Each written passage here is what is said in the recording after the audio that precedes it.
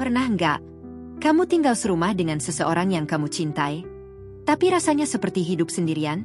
Bukan karena dia pergi, bukan karena dia berubah jadi jahat, tapi karena dia berhenti hadir. Itu yang terjadi pada Sandra. Setiap sore, sekitar jam 6 lewat sedikit, suara kunci pintu selalu terdengar sama. Farhan pulang. Tas kerja dijatuhkan pelan di kursi. Sepatu dilepas tanpa suara, lalu tubuhnya langsung tenggelam di sofa. Tidak ada keluhan, tidak ada cerita. Hanya lelah yang dibawa masuk ke dalam rumah. Sandra selalu ada di sana.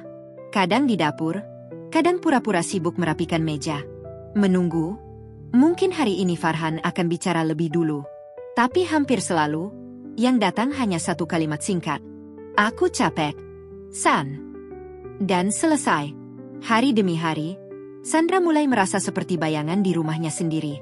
Dilihat, tapi tidak benar-benar diperhatikan.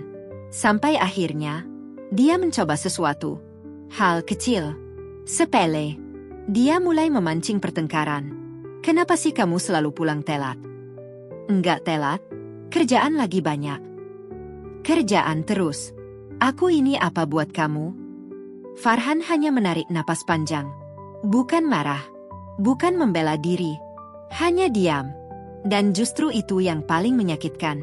Sandra tidak butuh menang dalam argumen. Dia hanya ingin Farhan bereaksi. Marah, kesal, apa saja. Asal terasa bahwa dia masih dianggap ada. Tapi Farhan memilih diam.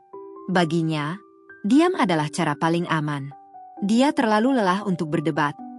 Terlalu kosong untuk menjelaskan perasaan yang bahkan dia sendiri tidak pahami. Kamu tuh bisa marah nggak sih? Aku capek, San. Nggak semua harus dibahas. Kalimat itu seperti garis penutup setiap percakapan. Rumah mereka tidak pernah benar-benar hancur. Tidak ada teriakan. Tidak ada pintu dibanting. Tapi juga tidak pernah hangat. Seperti hujan yang turun tanpa suara petir. Dingin, lama, dan diam-diam meresap kemana-mana. Sampai suatu malam, hujan benar-benar turun. Lebat, deras. Seolah langit ikut lelah menahan sesuatu. Farhan pulang seperti biasa. Membuka pintu, masuk, melepas sepatu. Tapi ada yang berbeda. Tidak ada suara dari dapur. Tidak ada Sandra yang sekadar menyapa. Tidak ada pertanyaan. Tidak ada sindiran. Hanya sunyi. Sandra duduk di dekat jendela. Menatap hujan tanpa ekspresi. Farhan sempat menoleh. Menunggu sesuatu. Biasanya, di titik ini, Sandra akan mulai bicara. Memancing. Memulai lagi siklus yang sama.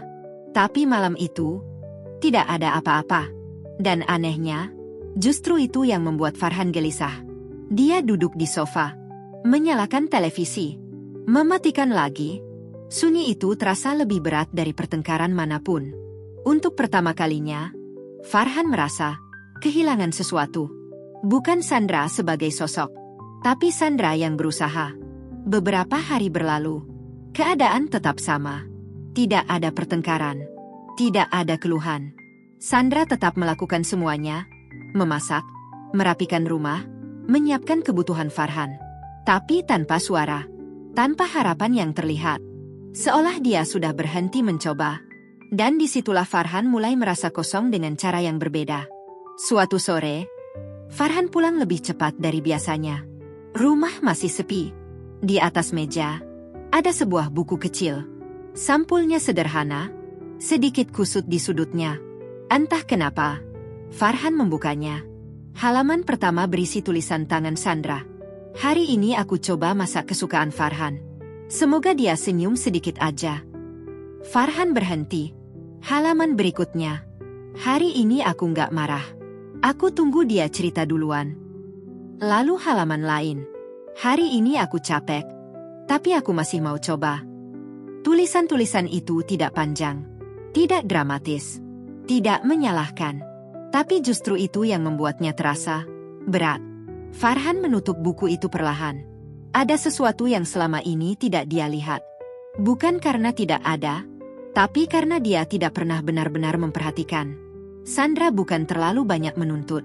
Dia hanya berusaha sendirian. Dan Farhan Dengan segala diamnya, tanpa sadar membuat usaha itu terasa sia-sia. Malam itu, Farhan tidak langsung duduk di sofa. Dia berdiri cukup lama di depan pintu. Seperti seseorang yang baru menyadari bahwa dia sudah terlalu lama berada di tempat yang salah, tanpa pernah benar-benar pergi. Keesokan harinya, Farhan pulang lebih awal. Tidak ada bunga, tidak ada hadiah. Hanya langkah yang sedikit ragu. Sandra sedang duduk di ruang tengah. Seperti biasa, Farhan mendekat, lalu duduk di sampingnya. Cukup dekat, tapi tidak memaksa. Beberapa detik berlalu tanpa suara. Lalu, untuk pertama kalinya setelah sekian lama, Farhan membuka percakapan tanpa diminta. Kita boleh belajar ulang gak? Dari awal? Kalimat itu sederhana, hampir terdengar biasa. Tapi di dalamnya, ada sesuatu yang selama ini hilang. Niat. Sandra tidak langsung menjawab. Dia hanya menoleh sedikit, menatap Farhan sejenak. Dan untuk pertama kalinya, dia tidak merasa harus berjuang sendirian untuk didengar. Di luar, hujan sudah berhenti. Tidak ada momen besar. Tidak ada perubahan drastis dalam semalam. Tapi ada sesuatu yang pelan-pelan kembali. Kehadiran. Karena kadang, dalam sebuah hubungan, yang paling menyakitkan bukanlah pertengkaran, melainkan ketika dua orang saling diam, dan tidak ada lagi yang berusaha memecahnya.